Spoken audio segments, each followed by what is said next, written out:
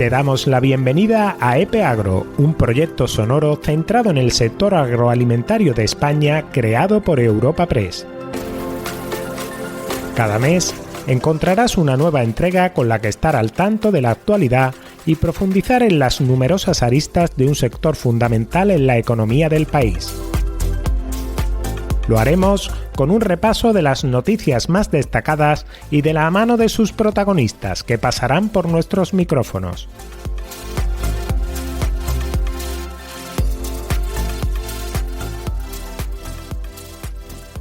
Bienvenidos y bienvenidas a EPEAGRO, el podcast de Europa Press sobre el sector agroalimentario español. Soy Ana López. Y yo, Alarilla Ruiz. Desde Europa Press les acercamos algunas de las noticias del mes de marzo más relevantes del sector primario en nuestro país. Además, aprovechando que estamos en el mes de la mujer, hablaremos de emprendimiento femenino a través del proyecto Guafira y su poder para redefinir el papel de la mujer en el entorno rural. Y en nuestra sección del Silo viajaremos hasta el impresionante espectáculo de los cerezos en flor. No se lo pierdan. En el repaso por la actualidad nos detenemos en las consecuencias que puede tener para el sector un nuevo conflicto bélico, el ataque de Estados Unidos e Israel a Irán y la respuesta del país de Oriente Medio. Aunque todavía es pronto para concretar su impacto, las organizaciones agroganaderas y pesqueras ya han alertado de que van a acusar los efectos, sobre todo por el aumento de costes de producción vinculados al gas o el petróleo. El responsable de Olivar, de Coag Andalucía, Francisco Elvira, pone voz a este problema. El conflicto con Irán viene a poner otra piedra más en la cuenta de resultados de los agricultores y de los olivareros andaluces. Estamos terminando la recolección de la aceituna y vamos a empezar con el abonado. El incremento de los costes energéticos y los de los fertilizantes y fitosanitarios que utilizamos en el campo va a venir a lastrar la cuenta de resultados que hemos tenido, que no solo nos ha afectado las borrascas y la pérdida de cosecha que hemos tenido a causa de las borrascas, sino que ahora también el sobrecoste energético que vamos a tener que asumir. Los fertilizantes, sobre todo la parte más cara de los fertilizantes, que es el nitrógeno, se fabrica con gas. Entonces, al final, esto viene a poner otra piedra más en el camino a los agricultores. De ahí que el sector en su conjunto viniera reclamando medidas para paliar estas consecuencias. El Gobierno de España finalmente ha presentado un plan de choque que incluye más de 877 millones de euros para el sector agroalimentario y pesquero, con ayudas para el gasóleo agrícola, la compra de fertilizantes y una compensación para los buques pesqueros. El presidente, Pedro Sánchez, ha dado cuenta de ellas. Vamos a dar una ayuda directa de 20 céntimos por litro de combustible a todos los transportistas, a los agricultores, a los ganaderos y a los pescadores de nuestro país. Y una ayuda equivalente para la compra de fertilizantes, para que esos sectores, que saben ustedes que también se están viendo muy afectados, que son muy importantes para nuestro tejido productivo, puedan capear esta crisis.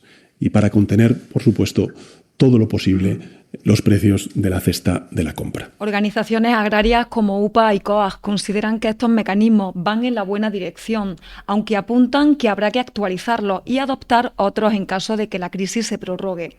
Algo en lo que coinciden igualmente desde la Federación Española de Industrias de Alimentación y Bebidas.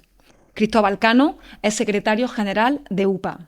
Van en la buena dirección para dar oxígeno al sector agrícola de nuestro país y además se han tenido en cuenta muchas de las aportaciones que le hemos hecho llegar al Gobierno de España.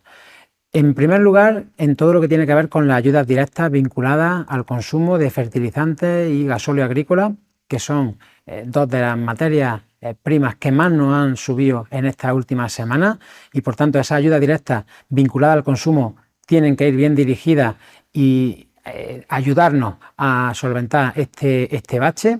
También la reducción en materia fiscal, esa presión fiscal importante que va a verse reducida y que va a contribuir también a que podamos continuar con nuestra actividad, con esa bajada de impuestos fundamentalmente a los carburantes. Y una última cuestión también muy relevante y es el dotar de mayor fortaleza a la Comisión Nacional de los Mercados y la Competencia, a la CNMC, para que se limite y se controle con mayor vehemencia esos márgenes comerciales abusivos y esta situación claramente especulativa que nos ha traído hasta aquí. No es de recibo que los grandes operadores de este país en materia de inputs agrícolas campen a su ancha y hagan su agosto en el mes de marzo a costa de agricultores y ganaderos. En el ámbito pesquero también se ha dado la bienvenida a estas medidas ante un panorama crítico, pero se advierte de que pueden ser insuficientes, de modo que habrá que ir analizando su efectividad. El secretario general de la Confederación Española de Pesca, Javier Garat, lo explica. Será el Ministerio el que haga toda la tramitación de oficio, es decir, los pescadores, los armadores no tendrán que presentar ninguna documentación, serán ellos los que harán los cálculos. El problema es que a partir del 30 de junio no se podrá recibir las cantidades que le correspondan a cada uno. Habrá un límite por buque y por empresa, hasta 400.000 euros como máximo, y serán en concepto de ayudas de minimis, que ya ha sido prenotificada a la Comisión Europea. En estas condiciones, y sin conocer todos los detalles todavía, es difícil hacer una valoración. ¿Cómo está la situación? ¿Cómo está el precio del combustible? Estamos hablando que ha subido desde los 0,53 que teníamos en el mes de enero a superar el 1,1, 1,2 euros por litro. 20 céntimos puede ser una cantidad insuficiente.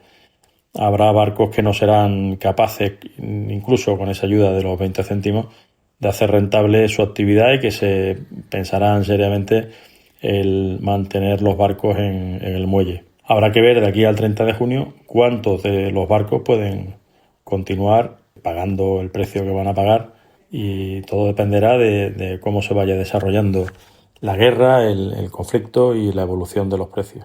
Así las cosas, habrá que esperar para comprobar el alcance concreto de esta ayuda a la hora de frenar el aumento de los costes de producción y, por ende, de contener el aumento de la inflación en la cesta de la compra.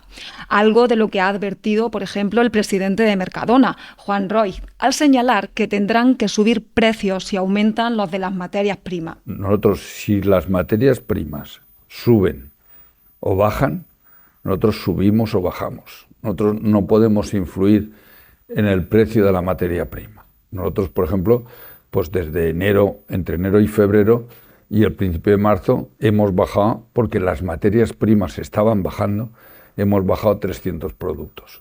¿Qué va a pasar a partir de hoy o a partir de mañana? Pues no lo sabemos. ¿Cuánto va a durar la guerra? ¿Qué efectos va a tener? No lo sabemos. Nosotros tratamos, pero nosotros, cuando la gente dice, habéis subido los precios nosotros no los subimos. No los subimos nunca. Los subimos porque las materias primas suben. Y los bajamos porque las materias primas bajan.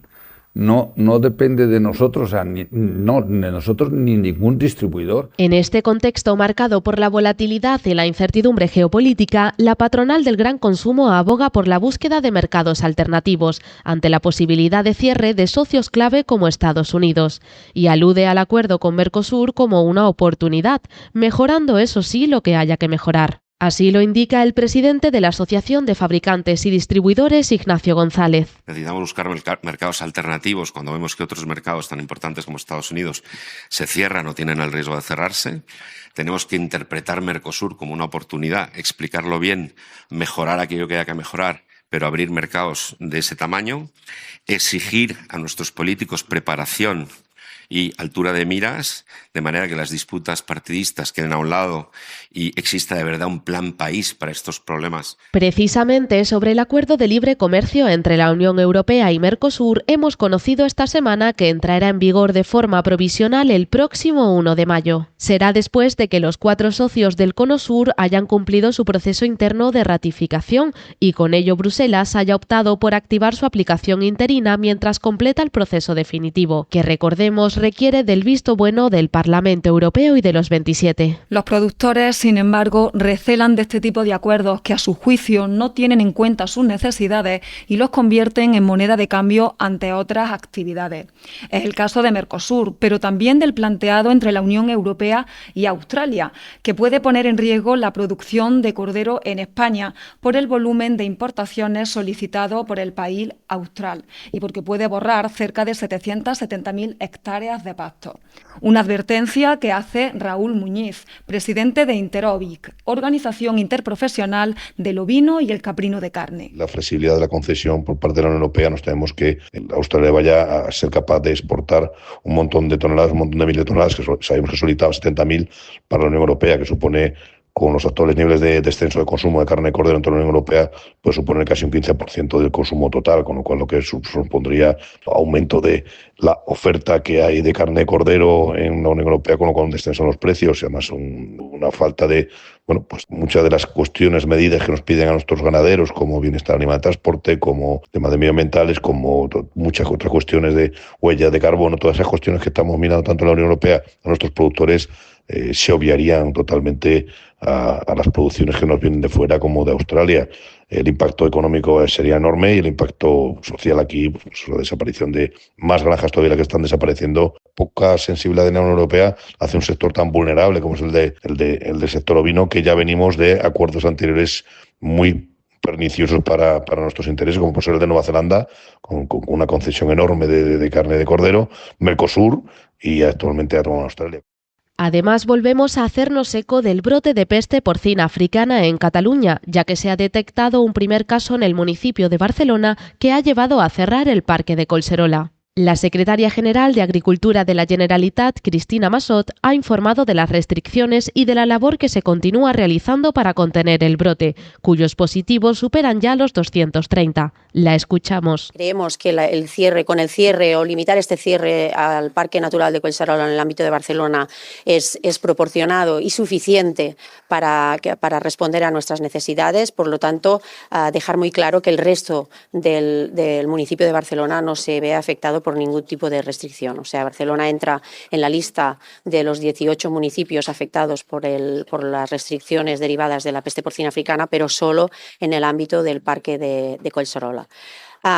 Como digo, las 15.000 personas que viven en el ámbito de Collserola, las personas que tienen una actividad económica en el ámbito del parque, como pueden ser pues restaurantes y otros establecimientos, los niños que van a la escuela en el ámbito del parque y las personas que normalmente acceden al transporte público en el ámbito del parque natural, pues no van a haber restringidas estas actividades en ningún caso. Sí que es cierto que nosotros llamamos a la ciudadanía, a la responsabilidad y a la implementación de rutinas de desinfección, tanto de ruedas de vehículos, que pueden ser bicicletas o coches, como del calzado. Por otro lado, Córdoba ha acogido el Congreso All Agri-Food para debatir sobre innovación aplicada a un sector, el primario, estratégico para España, como subraya el ministro para la Transformación Digital y de la Función Pública, Óscar López. De ahí que haya valorado los más de 193 millones de euros que el Gobierno ha destinado a su transformación digital, entre los que sobresalen 46 millones para el uso de inteligencia artificial. España es la séptima potencia del mundo en producción, en agroalimentaria, el séptimo exportador del mundo de productos agroalimentarios, y también somos el séptimo país del mundo en inteligencia artificial. Y la suma de las dos cosas nos tiene que multiplicar mucho más en el futuro. Y por lo tanto, yo creo que haya foros como este, que estemos sembrando las universidades españolas de cátedras para formar a miles de profesionales en inteligencia artificial, en gestión de datos, en ciberseguridad, que estamos invirtiendo no ya en el presente, sino en el futuro del país. Por tanto, que se vean aquí los ingenieros agrónomos, que se vean con ingenieros de telecomunicaciones o ingenieros de informática y pongan en común soluciones que van a mejorar la productividad del campo, que van a evitar o van a reducir. Hemos visto ahora un hackathon ahí donde un montón de chavales están haciendo casos de uso maravillosos de la inteligencia artificial para reducir las pérdidas que pueda tener el olivar, por ejemplo, frente a una tormenta. Es maravilloso. Repasamos ahora de forma breve otros asuntos que han sido noticia durante este mes. Organizaciones agrarias han protestado ante la delegación del Gobierno en Extremadura para denunciar la situación límite que vive el sector arrocero en la comunidad y reclamar también medidas que permitan reconducirla. También ha habido movilización en el sector apícola. Una quincena de ciudades han acogido catas reivindicativas organizadas por COAG y la Federación de Consumidores CECU para denunciar sospechas de fraude por el uso de mezclas y jarabes y pedir precios justos. La nueva temporada de pesca pesca fluvial en Galicia ya ha comenzado y se extenderá hasta el 31 de julio, aunque con veda en el salmón por los bajos indicadores de abundancia.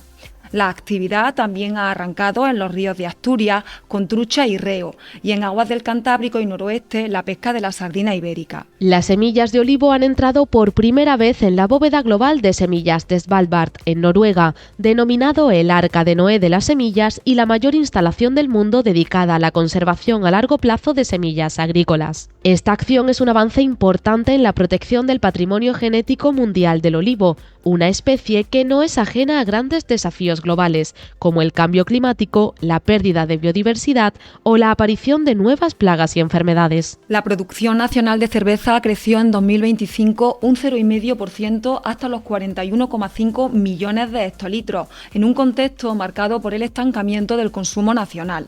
Por su parte, las exportaciones se elevaron casi un 8%, según los datos avanzados por Cerveceros de España. Y al cierre, el Gobierno y 10 comunidades han acordado la implantación de una licencia interautonómica de caza y pesca en aguas interiores. De este modo, se podrán practicar estas actividades con un único permiso, sin necesidad de realizar trámites individuales en cada región. Como decíamos, marzo es el mes de la mujer y este 2026, designado por la ONU como Año Internacional de la Agricultora, nos brinda el escenario perfecto para dedicar la entrevista de este episodio al liderazgo femenino. Y para ponerle rostro a ese liderazgo viajamos hasta Huelva. Entre el aroma de los frutos rojos y el ajetreo propio de la campaña en las cooperativas surge un nombre con fuerza propia, Guafira. Una palabra que en árabe significa abundancia y que hoy nos ayuda a desgranar Natalia Aguilera, gerente de cooperativas agroalimentarias en Huelva. Ella es quien nos explica cómo nace este proyecto que literalmente rompe fronteras. Guafira es un proyecto internacional apoyado por la Unión Europea en el sentido de apoyar el concepto de migración circular, que en España denominamos GECO, impulsando la formación, el acompañamiento, la inclusión de mujeres que vienen a trabajar durante la campaña a la provincia de Huelva para que vayan con unas estrategias, con unas fortalezas para poder posteriormente en su país de origen montar un negocio en sus aldeas. Pero Guafira no es un camino solitario, es un engranaje complejo donde instituciones de 2 continentes se dan la mano para que el flujo migratorio sea una herramienta de desarrollo real. Actores hay, digamos que a 3 bandas. Por una parte, el promotor y el que económicamente apoya el proyecto, que es la Unión Europea. Por otra parte, en Marruecos está el Ministerio de Trabajo y principalmente ANAPEC, que es como el Servicio de Empleo Público en Marruecos, y la Organización Internacional de Trabajo. En la parte de España está la Secretaría de Estado de Migraciones y Cooperativas Agroalimentarias de Andalucía en Huelva como actor desarrollador del proyecto en la provincia de Huelva.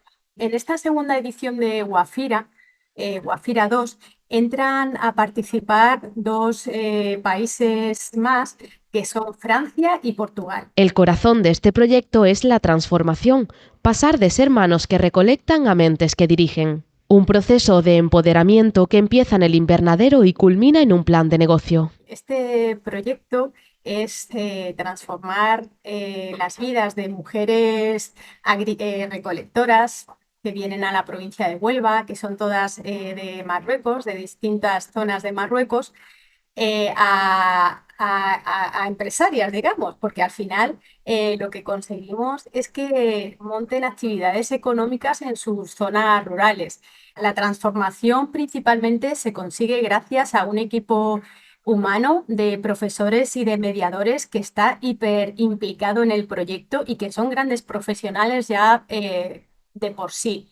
Que han hecho un tándem ideal para que a estas mujeres al final se les comunique unas fortalezas en sí mismas, un desarrollo personal muy fundamental para que el proyecto consiga tener el éxito y los negocios se puedan llegar a montar. En ese desarrollo personal, la tecnología juega un papel clave, pero también la inteligencia emocional. Porque antes de aprender a usar un cajero o gestionar una cuenta de resultados, estas mujeres necesitan algo más difícil de conseguir: creer en sí mismas. Eso es fundamental. En el proyecto ya en la primera etapa, ¿no? En Guafira 1, dimos mucho peso y se aceptó, dando ese peso a que primero ellas se sintieran con más seguridad, que creyeran más en ella. Ahí hizo un trabajo muy importante una de las formadoras, Lola Pelayo, que está muy especializada en inteligencia emocional,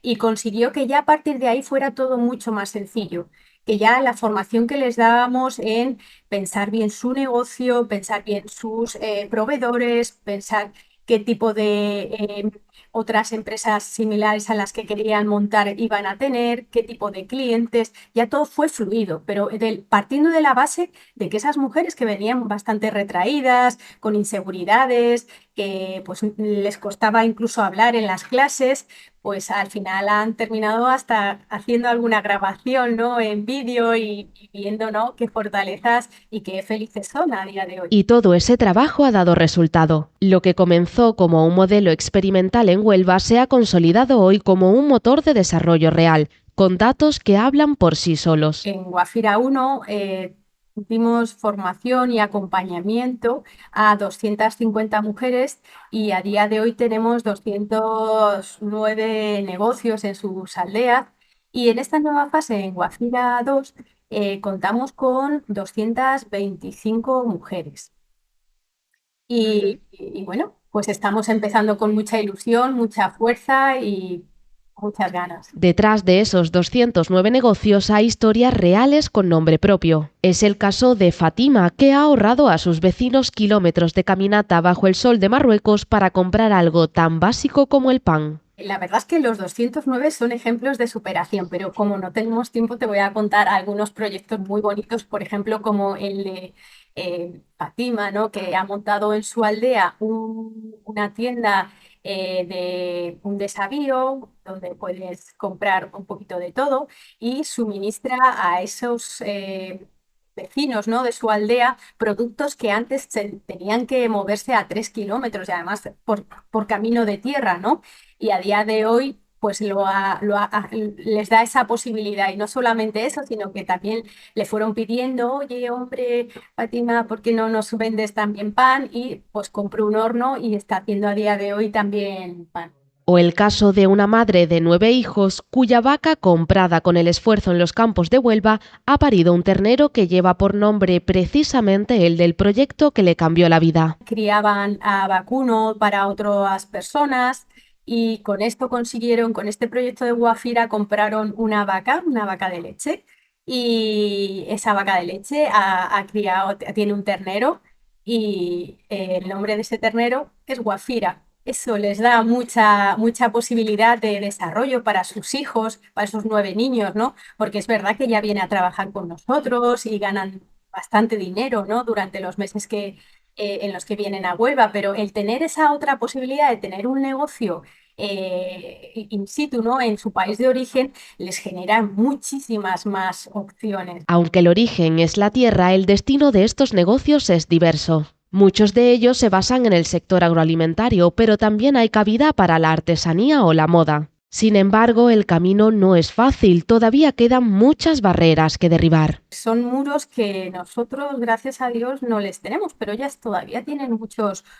muros, sobre todo pues tanto en roles de género, en presión familiar, y creo que todo eso les hemos ido poquito a poco ayudando a superarlos, a superar esas barreras, a ver que ellas también podían. Y te cuento el ejemplo de una mujer que ha montado una carnicería. Van a ser unos ejemplos para esas niñas en las que verse reflejadas y ver que si su vecina, tía, madre ha conseguido ese objetivo que ni siquiera ellas mismas pensaban que lo iban a conseguir, pues ya lo ven de una manera más fácil. Abrir camino a las nuevas generaciones exige un modelo de oportunidades reglado, organizado y seguro, alejado de la migración ilegal y la triste realidad que hay detrás de los asentamientos irregulares. Es un sistema que se llama PRELSI, que es una prevención de riesgos laborales y de integración, en la que contamos con mediadores que están constantemente yendo a las fincas, viendo qué necesitan estas mujeres, traduciendo, acompañándolas al médico para traducir también si tienen algún problema, que se lo expliquen bien al médico. Yo lo que sí que pienso muchas veces con Guafira y con las mujeres que vienen con nosotros a trabajar en GECO es que sus hijos nunca van a tener que cruzar el estrecho de esa manera. Contratación en origen y alojamiento y salario digno para más de 2.000 temporeras que este año se han desplazado a Huelva para una campaña complicada después del tren de borrascas que ha castigado duramente al campo. Este año hemos estado todos muy preocupados, yo sé que ellas allí, porque también ellas han tenido muchos problemas de lluvia y de borrascas en Marruecos, que ha retrasado la venida para acá porque no podían por la falta bueno, por los problemas de carreteras con el agua, no podían llegar hasta el puerto de Tánger. Entonces se ha retrasado un poquito la venida, más por parte eso de los problemas de carreteras de Marruecos que por nuestra parte, ¿no? Entonces, bueno, a día de hoy la campaña va un poco retrasada, también como esas lluvias y esas borrascas han afectado a la provincia de Huelva, todo se ha retrasado, la planta se ha quedado un poquito paralizada con tanta lluvia y no ha empezado a producir hasta, pues eso, hasta ahora que ya nos empezamos a encontrar el pico de campaña. Y bueno, quitando, pues ahora estamos un poco esperando que la planta vaya reaccionando, que siga produciendo y que perdure un poquito más, que la campaña se retrase un poco. Eso sería lo ideal para que pudiéramos tener una campaña lo más similar a la de otros años. Se prevén, por tanto, menos kilos de frutos como las fresas y sí unas cifras más halagüeñas para los arándanos, en una campaña donde cada año se crea un fuerte sentimiento de comunidad. Al final, mira, en cooperativas lo que tenemos son agricultores, muchos agricultores en las cooperativas que son familias, ¿no? Donde en el campo trabaja el marido, la mujer, los hijos, en muchas ocasiones, porque gracias a Dios en Berris, en Fresa y en Berris hay relevo generacional. Entonces, ahí, ¿qué pasa? Pues las mujeres vienen todos los años, hay mujeres que llevan viniendo 18 años incluso, ¿no? Muchos años. Entonces ya son como un poquito la parte de la familia y vienen y esa es la parte, ¿no? Que no se cuenta, pero es la realidad, ¿no? Que hay mujeres que vienen y que se alegran, yo lo veo porque voy a los autobuses cuando llegan. Sin embargo, en España solo el 30% de las jefaturas de explotación están en manos femeninas. Natalia nos explica cómo están empujando para que la mujer ocupe el lugar que le corresponde en los consejos rectores. Trabajamos mucho que ellas tengan esa generación de fortaleza, de seguridad, para que después puedan asistir a asambleas, puedan participar, puedan levantar la mano y dar su opinión, y la que quiera poder presentarse además a un consejo rector, ¿no? Y ser ya una partícipe más directa. Bueno, a ver, va lento, pero se van consiguiendo cosas. Es verdad que el sector de fresa y de berries, que es arándano, frambuesa y mora, hay muchísimas mujeres. O sea, yo cada vez que hago unas salidas al campo, siempre hay mujeres. Primero, pues las propias dueñas de las fincas o cotitulares de las fincas, las trabajadoras, luego vas a las cooperativas, la manipulación, que son las personas que van mejorando, bueno, y controlando la calidad de la fruta que llega. Esto, sin embargo, no ocurre en otros sectores como el olivar o el cereal, donde no existe relevo y falta rentabilidad para que las jóvenes se queden. Entonces, ¿qué le falta al campo para que esa igualdad sea real? Yo creo que en parte le falta que se le quite la mala fama, ¿no? que tiene y que ha tenido muchos años de atrás, porque además es que hay una llamada en determinadas zonas no más despobladas, hay una llamada a la repoblación de mujeres en los pueblos porque verdaderamente dan mucha vida, ¿no? El otro día, ayer, salía en prensa que había nacido un bebé en un pueblo. Digo, madre mía, y esto es noticia, que había nacido un bebé después de no sé si eran 13 años o no sé cuántos años, ¿no? Digo, qué pena que tengamos que estar así, ¿no? Porque luego también es verdad que en un pueblo se vive muy bien, ¿eh? En los pueblos se vive realmente muy bien, pero de momento ese chip todavía no lo tiene la sociedad interiorizado. Por tanto, el papel de la mujer en el sector agroalimentario tiene mucho futuro, y un futuro basado en el emprendimiento y en el liderazgo de proyectos que no deben perder de vista la importancia de la autoestima. Yo creo que es en cualquier proyecto, ¿no? Diría que en cualquier proyecto que se desarrolle, porque mira, te lo he dicho en Guafira, en el proyecto de ANCAE, de mujeres cooperativistas, de jóvenes, la base es la creencia de las personas en sí mismas. Y si alguien está pensando en desarrollar un proyecto, yo le recomendaría que empezara por ahí. El silo. Abrimos por último nuestra sección de El Silo, que nos lleva en esta ocasión hasta el extremeño Valle del Jerte. Ya se puede disfrutar en él de los más de 2 millones de cerezos en flor que, fruto del esfuerzo de los agricultores, dan forma y singularidad a esta zona. Nos lo cuenta Esperanza Izquierdo, técnica de la Oficina de Turismo de esta mancomunidad. El Valle del Jerte es lo que es gracias al trabajo de todas las personas, de los agricultores a día de hoy, pero lo hemos heredado de nuestros antepasados. Son laderas con bastante pendiente y que con sus manos han ido aterrazándola para poder aprovechar mejor el terreno y cultivar.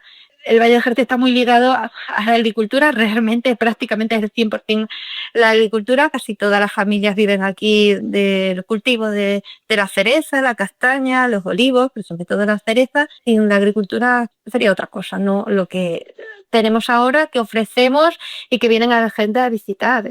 La floración es más espectacular porque están en laderas y tienes una visibilidad de la floración con unos paisajes, la puedes ver de abajo hacia arriba, de arriba hacia abajo, con perspectivas diferentes. La agricultura, el cerezo en flor, de turismo, está todo ligado. Por ello, bajo el lema Primavera y Cerezo en Flor, se organiza hasta principios de mayo una amplia programación de actividades que reivindican la cultura, la gastronomía, las tradiciones y la forma de vida de esta comarca. Y dentro de esta programación cobra especial protagonismo ahora la vinculada a la floración, a la que aún le quedan unos días. Esta amplia programación tenemos lo que es en sí la fiesta del cerezo en flor, que cada año se celebra en unos pueblos diferentes. Este año es Tornavacas, será el fin de semana del 27, 28 y 29 de marzo. Y el pueblo de Tornavacas, igual que otros años otros pueblos, quieren que esta fiesta sea un escaparate de sus tradiciones, costumbres, lo que es el día a día de este pueblo. Y tenemos recreaciones, por ejemplo, tenemos el toque de la esquila, que a días de hoy sigue manteniendo esta tradición, en el que una señora, por penitencia o promesa, recorre las calles del pueblo cada tarde tocando una esquila, es el toque de ánima. Y tendrán también pues una recreación de ella, tornan una leyenda, la leyenda que dio nombre al pueblo. Antes tenía otro nombre y por una leyenda de que se pusieron a las vacas, a los toros que estaban pastando en la sierra del puerto de Tornavacas, les pusieron teas encendidas para que pensaran el ejército que les tenían tomados, el pueblo, de que venía un ejército grandísimo a defender el pueblo y salieron desfavoridos. Con esta invitación a disfrutar de este espectáculo de la naturaleza ponemos punto final a un nuevo capítulo de EPEAGRO. Se lo ha contado Ana López y también a Larilla Ruiz, con el apoyo de Jorge Marín de EOBE Productora. Hasta el próximo episodio.